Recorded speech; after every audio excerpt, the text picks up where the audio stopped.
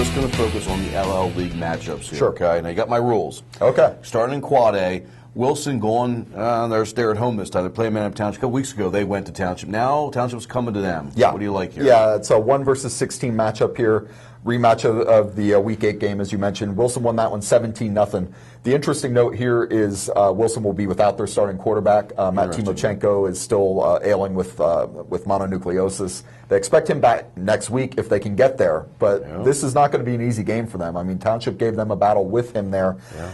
Wilson finds ways to win, though, and close games, blowouts, whichever, they seem to prevail, especially this time of year. So, yeah, I'm going to take Wilson in this one. Good information there. Sure. 8 versus 9 seed. Now, this is intriguing to me because Jim Contafio is coming to Millersville. Yeah, well, no, actually, they're hosting. You're right. Cedar I Cliff's looked the at it the 18th. wrong way. Yeah, but it's Cedar Cliff Penn Manor. Yeah. This could be the best matchup of the maybe even of any district playoff game, but certainly in this field, this is going to be the game, in my opinion. Cedar Cliff has Virginia Tech recruit Andrew Ford at quarterback. Yeah. He's a 2,500-yard passer. Penn Manor, though, played largely the same group of guys in Cedar Cliff last year in the first round, and they beat them 43-10. So it'll be interesting to see what the difference is this year. I certainly think both teams have improved. To me, it comes down to what Cedar Cliff's going to be able to do with Penn Manor's offense, because Penn Manor has a good offense and a very good defense. Right. You know, might be a homer pick. I'm leaning slightly toward Penn Manor. I think they'll, they slowed down Ford last year. Let's see if they can do it again. Should be interesting. 8-9. Let me clarify. Penn Manor going on the road to Cedar Cliff for that one. Sure. Henfield and Central Dauphin. Yeah, Central Dauphin's hosting this one. They're the 7 seed. Henfield's the number 10 seed. The Rams have ridden defense into the playoffs. They allow 264 yards and 13.5 points per game, whereas Henfield is playing its best football right now. They've won 4 in a row. Their offense exploded against Township last week. They put up 56 against Township, and Township had a good defense. That was their strength this year. I think they're just on a wave of momentum here. Central Dauphin's certainly a good team, a perennial district contender.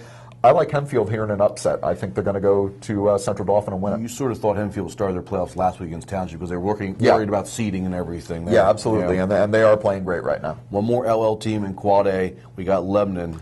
Yep, against the number 3 seed Dallastown.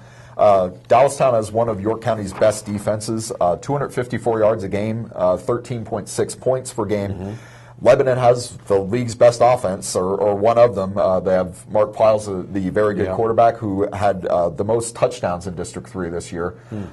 Real good passer. It's all going to come down to how he can perform against that Dallastown defense.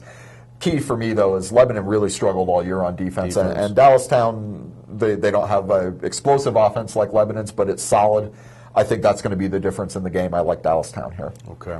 Let's go down to Section 2. Let's go down to 3A, Class 3A. This is your spotlight game. I want you to get into quick hits. Manab Central and Garden Spot, 2 LL teams going at it. Yeah, Central's, they've just been on a roll, and I see it continuing. I like them at home against Garden Spot.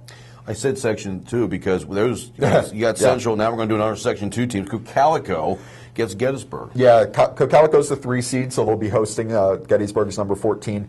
They won 6 straight. They lost in Week 10, which was the Mid-Penn Colonial Championship game, basically. They lost to Shippensburg, so that snapped their winning streak. The big stat for me, Gettysburg hasn't beaten one team with a winning record, even during that winning streak. Cocalico, on the other hand, has beaten 2 Quad A playoff participants in Governor Mifflin and Lebanon. I like the Eagles here. I think they're gonna win it. They're gonna soar. Yeah. Catholic and Lampeter Strasburg. Lancaster Catholic and Lampeter. This is I think a really fun LL League matchup. Yeah, for AAA, this to me is the most intriguing first round matchup. Even though both teams are 5-5, they both had their struggles at times. I like Catholic here. I think they played an all Quad A schedule as a Section 1 team. Not that Lebanon's played any, or Lampeter Strasburg's played any slouches. They lost to Lebanon, but they gave both Central and Cocalico tough games in Section 2. Real good matchup, 2 evenly matched teams. I lean slightly Lancaster Catholic's way. The game's at Lancaster Catholic if you're looking for a fun matchup to catch. Sure. Let's go down to Class 2A. Yep, the last LL League participant, it's the number 8 seed, Anvil Cleona, out of Section 3. They're playing the top seed in Littlestown. They managed to get into the playoffs. I don't think they're going to be there very long, however. Littlestown has a really good defense. only 118 points all year. They just shut teams down, especially on the ground. And their offense is really good too. They run a no huddle, a lot of ground game, which you don't normally see out of a no huddle offense. But they're very good on both sides of the ball. Best team that handles space all season. Wow. And yeah, I think the run-ins here for the little touchdowns.